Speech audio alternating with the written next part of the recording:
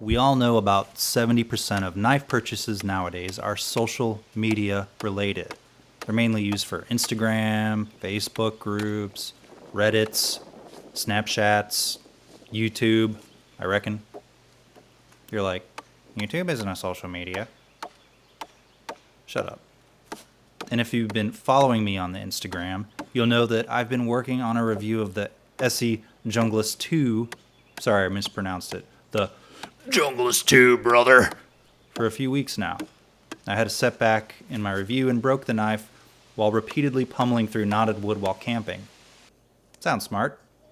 I'm not going to dwell on that too much other than say batoning happens and sometimes knives break. But ESEE has a killer warranty and will swap out any of their knives at any time, no matter who owns them if they fail. Are you the 8th owner? They don't give a shit. The 9th owner can suck it, though. Okay, just kidding. The 9th owner's covered, too. They took care of me, and since I haven't learned my lesson, I'm back to repeatedly pummel some more wood and properly break in the Junglas 2, the update to their classic Junglas knife.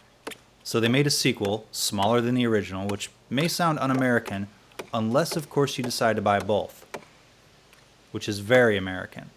So let's take a look at those dimensions. I'll put the Junglas 2 figures in parentheses for your pleasure. Not mine though, because it takes longer.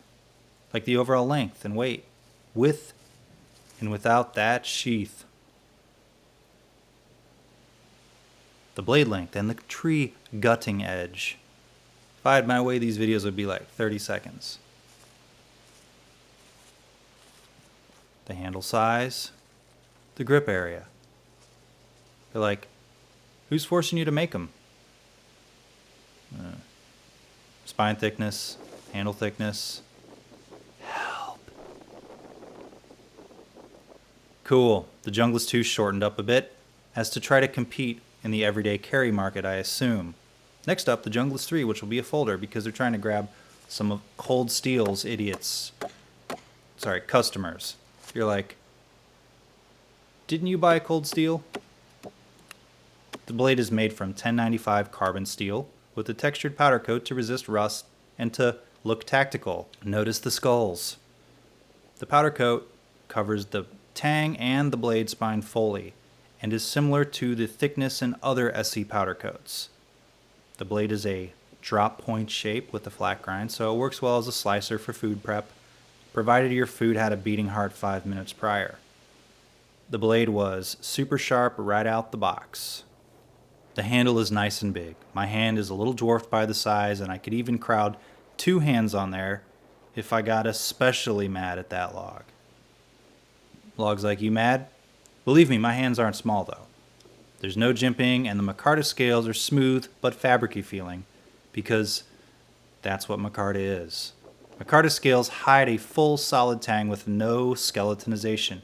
Again, solid tang, not a compliment outside of knives. The back of the knife has some metal sticking out, called a pommel, for people who like accurately describing the parts of their knives. You know, I don't give a shit. You can even fit a paracord sculpture in there, because the hole, the deep grip of the handle is nice, and the keons on the front and rear keep your hand from slipping whilst a-chopping. That sheath.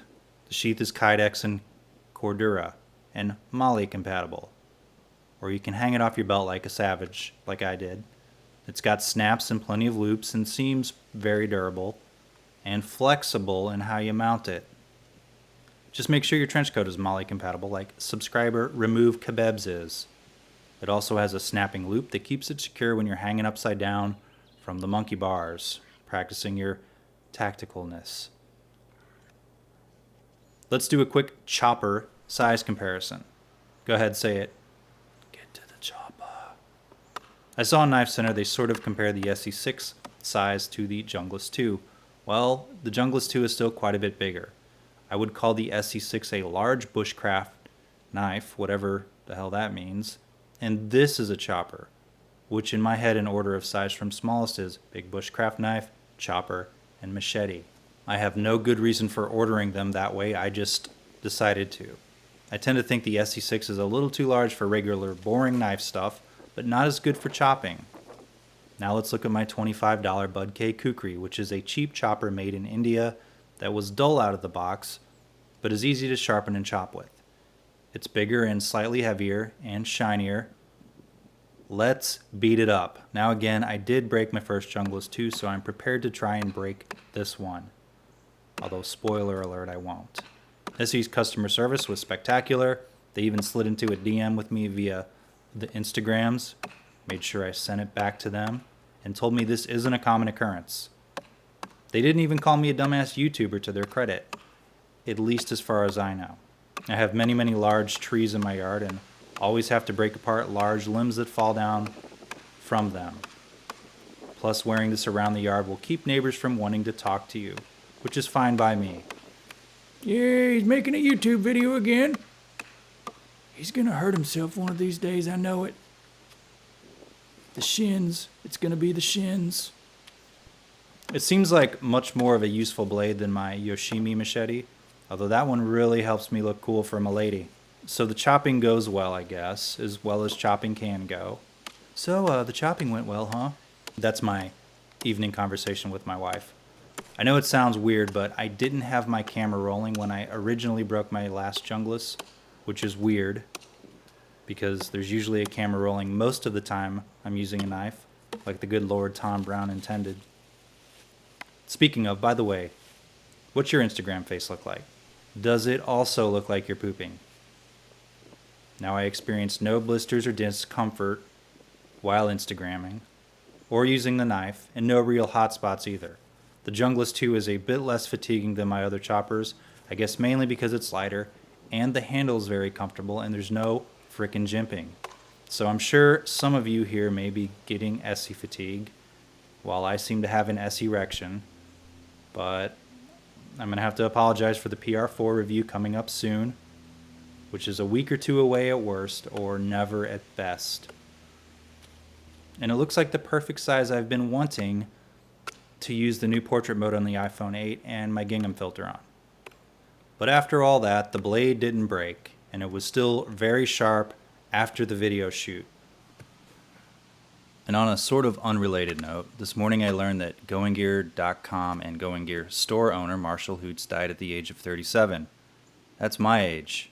I've worked with him on videos for a few years now, and he was always a nice person to talk to, even though our correspondences were just email. In the description, there's a link to a GoFundMe account for his kids' college funds. I donated a little. If you can throw a few bucks his way, that would be awesome. Go check out GoingGear.com if you haven't before. Rest in peace, dude. You'll be missed by a lot of us internet dudes, as well as everyone who knew you. Thanks for watching.